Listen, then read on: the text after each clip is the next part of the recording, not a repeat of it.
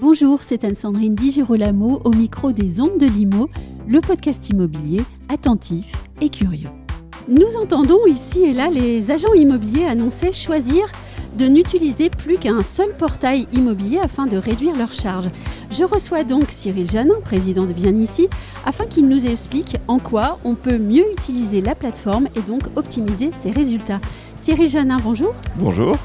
Faire le choix d'un seul portail immobilier, est-ce un choix que vous validez ? Je ne vais pas me mettre à la place de mes chers clients.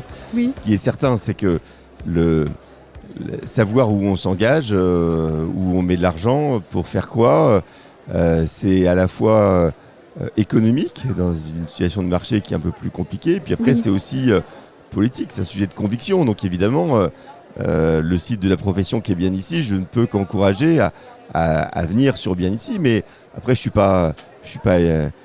rien contre mes autres concurrents. Donc, et puis je dirais même peut-être un peu à l'inverse de finalement cette introduction, que sur un marché tendu, il faut mettre plusieurs lignes sur le bord du canal pour avoir une chance de pêcher un poisson. Donc le marché tel qu'il est incite plutôt, je pense, à, comme vous disiez, mieux utiliser et à peut-être utiliser. Donc déjà, moi je dirais en termes de conseils, c'est utiliser votre site, vous agent immobilier, c'est quand même, là on parle des portails de Bien Ici, mais votre site, c'est là où vos clients avec les outils de CRM sont prévenus quand vous rentrez un nouveau bien et ainsi de suite. Enfin, il y a une relation qui est particulière. Et puis ensuite, sur Bien Ici, les conseils qu'on peut donner pour optimiser la présence pour Bien Ici, on a 60 commerciaux sur le terrain qui passent leur temps justement à donner des conseils, parce que finalement, publier sur une plateforme, ça peut paraître simple. Et sur Bien Ici, on a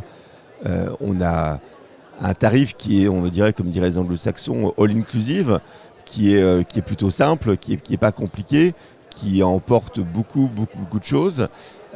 Mais effectivement, ça vaut le coup de passer un peu de temps à mieux comprendre. Il ne faut pas hésiter. Moi, je dirais, un conseil que je donne, c'est appeler votre commercial référent Bien Ici. Oui. Demandez-leur de vous refaire une passe, de réexpliquer tous les services, comment optimiser sa présence. Par exemple, sur la fameuse géolocalisation avec la carte 3D de Bien Ici, comment ça fonctionne, de retirer les craintes. Mes confrères, ils vont savoir où est le bien, c'est catastrophique. Non, donc il faut expliquer tout ça. Et ensuite, on a beau avoir un très bon rapport qui a été pris sur le produit, on a quand même des options spécifiques. Si on fait de la gestion locative, si on est sur du luxe, si on veut vendre du neuf, on a des produits additionnels qui existent et qui sont pertinents. On fait aussi le référencement naturel et le référencement payant via Google du site de l'agence. On peut faire des campagnes d'emailing, de SMS sur des cibles hyper ciblées, sur des codes postaux, sur les intentionnistes de tel à tel âge. Enfin, on peut faire plein de choses. Et là, franchement, en 5 minutes, dérouler tous les produits, c'est compliqué. Mais je donne le bon conseil, c'est vous appelez votre référent local et vous lui dites tous les 2 mois, est-ce que tu peux me faire un petit refresh de comment j'optimise ma présence sur un portail. Mais justement, est-ce que, tout de même, si vous me permettez d'insister, est-ce que vous constatez chez les utilisateurs de Bien Ici une méconnaissance de certaines fonctionnalités pourtant très intéressantes ? Si on devait mettre la lumière sur quelques-unes, ce seraient lesquelles ? Alors, il y a 2 questions. Il y a pourquoi ils utilisent et pourquoi ils mésutilisent. Ça vient aussi du fait que les agents immobiliers utilisent plusieurs portails. Oui. Donc, pour optimiser la présence, il faut se pencher sur les différents portails, comment ils fonctionnent. Donc, ça prend du temps. Le temps, c'est de l'argent. Et la tentation, c'est que je passe par mon outil de CRM, par mon logiciel métier, à qui je vais diffuser des flux d'annonces, où je vais parfois avoir le retour sur le nombre de particuliers qui ont répondu à telle ou telle annonce, est-ce qu'ils ont été jusqu'à la vente ou pas. Et finalement, parfois, il y a plus d'informations sur le logiciel métier que sur le portail. Oui. Donc les agents immobiliers s'y connectent pas assez. Pourtant, s'ils ont un problème sur leur boîte mail, la copie de tous les contacts qu'ils ont eus se trouve sur l'extranet. Donc ils y ont... Voilà, mais le chiffre que j'ai en tête, il y a peut-être que 7% des agents immobiliers qui se connectent vraiment sur l'extranet à l'endroit où ils peuvent par exemple le repositionner à la localisation d'un bien. Et tout ça, on leur permet de le faire, Oui. mais c'est relativement peu utilisé. Et ça, c'est dommage. Et je peux vous dire que je suis mariée à un agent immobilier. J'ai posé la même question à cet agent immobilier pour tester la bonne question il y a quelques jours. Et il m'a répondu exactement la même chose. Et je me demandais si c'était juste lui ou la plupart des agents immobiliers. Vous venez de répondre. Ben voilà, donc dommage. votre mari n'est pas unique, désolé. Quelles fonctionnalités de Bien Ici permettent à une annonce de faire la différence ? Moi ma conviction, là, c'est pas forcément lié à Bien Ici, c'est passer du temps sur le texte, sur la rédaction. Alors sur Bien Ici, comme on parle beaucoup du quartier, il y a le géologue, parler du quartier dans l'annonce aussi, puisque c'est ce qui est apprécié par les consommateurs quand ils viennent sur Bien Ici. C'est d'ailleurs la plupart des questions qui sont posées en premier, en fait, à un agent immobilier. Et puis souvent, souvent c'est pauvre le descriptif de l'annonce. Moi, je sais que à titre perso, j'adore faire de la pub.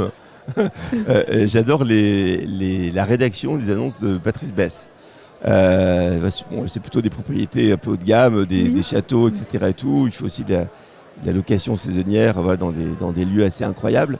Mais chaque fois que je lis une description d'annonce de cette agence immobilière, j'adore, c'est bien écrit, ça embarque le consommateur, voilà. Donc avoir une plume.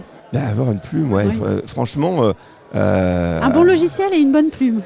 Ouais, déjà c'est pas mal. Le monde d'avant et le monde d'aujourd'hui. Et puis, si je pourrais donner un petit conseil qui mange pas de pain, c'est nous on reçoit donc les flux qui viennent d'un logiciel, donc je sais pas, il y a à peu près 250 logiciels sur le marché, et on reçoit les photos dans un ordre. Oui. Et c'est la première photo qui est mise à côté du descriptif de l'annonce. Le fin fond du jardin. Et parfois c'est les toilettes, la salle de bain. Parfois c'est pas osé le dire comme ça. Parfois c'est pas la plus belle photo. Et juste là pour le coup sur son logiciel, se dire tiens, quelle est la photo qui va le plus accrocher, parce que nous, l'utilisateur, et quand il arrive sur le portail de Bien Ici, il va rentrer ses critères, il va chercher un diagnostic, un prix, une surface, un nombre de chambres, il y a accès PMR, le branchement sur les bornes électriques, il y a plein de critères. Mais après c'est une liste de résultats. Sur la liste de résultats, toutes les études et toutes nos études internes, ou même c'était fait, je crois, aux États-Unis, je ne sais plus dans quelle grande université, il y a une dizaine d'années, c'est la photo, la première photo sur la liste de résultats qui va faire qu'on va cliquer. Parce qu'avant, vous avez déjà rentré tous les critères. Vous savez que c'est entre 220 000 et 240 000, que c'est telle surface dans telle ville, tel code postal. Vous avez déjà tous les critères objectifs. Et ensuite, j'ai une liste déroulante. Est-ce que je clique dessus ou pas ? Et là, c'est la photo qui fait la différence. Donc, le conseil, c'est choisissez la première photo que vous envoyez dans le logiciel. C'est à votre sens la meilleure, celle qui sera la plus attractive. Mais qu'est-ce qu'on fait dans un magasin ? On voit et ensuite on touche. Là, c'est la même chose, on regarde la photo, on clique ou pas. Exactement. Mais quand je dis ça comme ça a l'air d'une évidence folle. Mais ça l'est pas, non. Mais ça l'est pas du tout. Non. Et là, pour le coup, ça prend pas beaucoup de temps de se dire dans mes 10 ou 15 photos quelle est celle qui sera la plus sympa. Mais ça veut dire aussi sensibiliser ses équipes, en fait. Mais c'est bien pour ça que régulièrement, on a des réseaux qui nous disent est-ce qu'on peut faire un webinaire sur comment optimiser, je sais pas, sur un groupe comme Foncia, tous les 2 mois à peu près, on les réunit et on leur donne tous ces conseils-là. Ils nous disent ah oui, ça je le sais, mais je sais pas, la description de l'agence. Il y a un annuaire des agences. C'est important parce que quand on cherche un expert sur une zone, je sais pas, on va être muté et donc on n'y connaît pas grand-chose sur les biens, sur les prix, où on est vendeur, on va aller sur l'annuaire. Bon, le descriptif des agences, présente, Oui, c'est assez, très important. c'est tous des MeToo. Hein. Il n'y a pas beaucoup de personnalité. Non. Donc on est sur une plateforme digitale, Oui. mais la personnalité de l'agence, via les descriptifs, tout à l'heure je parlais du texte de l'annonce, via le descriptif de qui je suis, je suis là, je fais ça depuis 3 générations, ou 4 générations, ou depuis 20 ans, ou depuis 30 ans, enfin, faut le dire. faut un peu faire du storytelling autour de qui on est, parce que le particulier, il achète une expertise, il achète une personne quand même. Oui. Voilà. Donc sur la plateforme technique de Bien Ici, qui est une plateforme technique, une plateforme digitale, le conseil principal, c'est se mettre dans la peau du consommateur et se mettre sur son plus beau jour, avec ses meilleurs atouts. Enfin, mettre un peu de soi. Voilà. Oui. Est-ce qu'il y a des pratiques à complètement bannir pour avoir une annonce performante ? C'est vouloir tromper le consommateur. Je vais donner deux mauvais exemples. Il y a 15 jours, j'étais à un déjeuner avec il y avait un député à ma table et qui me dit Monsieur Janin, là, je recherche un appartement dans le 1er arrondissement sur Bien Ici et regardez ce que je trouve. Et il y avait un constructeur de maisons individuelles c'était un programme à Ozoir-la-Ferrière en Seine-et-Marne et qui avait géolocalisé son programme dans le 1er arrondissement de Paris en disant sur une recherche par ordre croissant de chiffre de montant, les gens vont se dire Ozoir-la-Ferrière c'est beaucoup, beaucoup moins cher et donc je vais aller à la campagne. Ça c'est pas bon. Le nombre d'annonces où on vous dit j'ai bossé 7 ans à Aix-en-Provence, où on vous dit Aix-en-Provence, puis dans le texte de l'annonce il y a écrit à 15 minutes en voiture, c'est plus la même. Non. Et c'est hyper déceptif. On peut plus, on n'aurait jamais dû, mais en tout cas encore moins maintenant, tromper le consommateur. À titre perso, quand j'ai emménagé dans le 18e, je cherchais un parking et au bout de 6 fois où j'appelle des agences avec des annonces publiées et on me disait non mais là j'en ai pas, mais j'ai un truc à Saint-Ouen ou à Saint-Denis, monsieur Janin c'est très bien. J'étais un peu énervé parce qu'en gros il y a une annonce qui sert d'attrape-mouche et puis derrière c'est pour vendre autre chose. Donc pour répondre à votre question, qu'est-ce qu'il ne faut pas faire, c'est mentir au consommateur. Et tout ce qu'on vient de dire n'a absolument rien à voir avec l'informatique, en fait. Ça n'a rien à voir avec Bien Ici. Mais ce que je pense, c'est que comme on est sur une plateforme digitale, on dit je rentre dans des cases, je suis à côté de plein de compétiteurs, mes confrères qui sont sur le même code postal, ils sont là aussi. Et votre question, c'est comment je fais pour me démarquer. Et donc je dis... soyez naturel et montrez que vous êtes des hommes et qu'on est sur une plateforme digitale, mais vous avez un vécu, vous avez une histoire, vous avez quelque chose que vous vendez dans la vraie vie, donc faites-le ressentir. Et le consommateur, il le ressent. Enfin, je redonne mon exemple de Patrice Besse. Franchement, toutes les semaines, je lis leur newsletter avec les nouveaux biens et je prends mon pied à lire ces descriptifs d'annonces. C'est une fois sur 1000 ou sur 10 000, c'est hyper rare. Mais je pense qu'on devrait en prendre du poil de la graine, comme on dit, et se dire j'ai une âme dans la présentation des biens que j'ai en portefeuille, et il faut que ça se ressente. Donc c'est le moment, le marché est tendu, c'est le moment de mieux travailler finalement sa présence. Mieux travailler sa présence et puis savoir revenir à des fondamentaux au fond. Savoir bien se présenter, savoir écrire, prendre le temps d'écrire. Oui, et puis on a eu 2 années exceptionnelles où le bien rentré il était vendu dans les 48 heures, donc c'était un peu bâclé, c'était déjà du prévendu, donc la tentation c'est de ne pas y passer du temps. Bon, là le marché s'est retourné, donc il faut oublier les ventes faciles des années de 2021-2022, et maintenant il faut passer plus de temps dans sa présentation. Je reviens sur la présentation du quartier et de l'environnement qui est un point fort sur Bien Ici avec la carte. Il faut en parler. Parce que nous on sait que les consommateurs ils viennent sur Bien Ici pour ça. Ils regardent le quartier, ils circulent, ils regardent les restos, les machins choses. Sur les annonces dont je parlais tout à l'heure, il y a parfois les conseils du meilleur resto dans le coin ou à côté de tel château ou tel musée.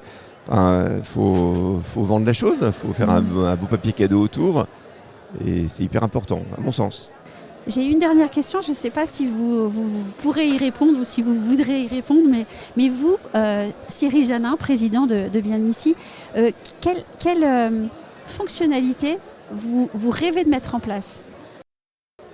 Après, il y a le B2B et il y a le B2C. Donc, Oui.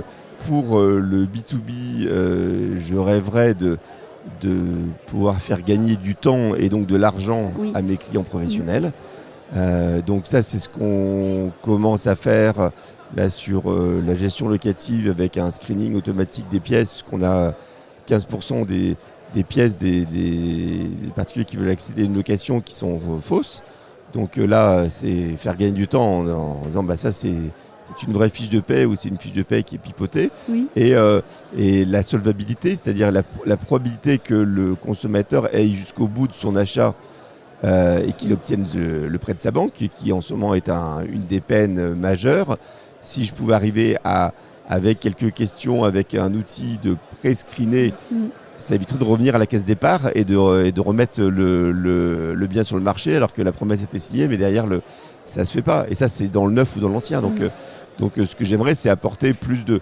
Voilà, moi, je fais 1 400 000 mises en relation par mois. Si je pouvais mettre au-dessus de la pile et dire là il y a une plus forte probabilité que ça aille jusqu'au bout de l'histoire, j'apporterai un beau service. Après, ça pourrait être vu comme quelque chose de très capitaliste, très vigile à entrer une boîte de nuit, tu rentres ou tu rentres pas. Ça pourrait avoir...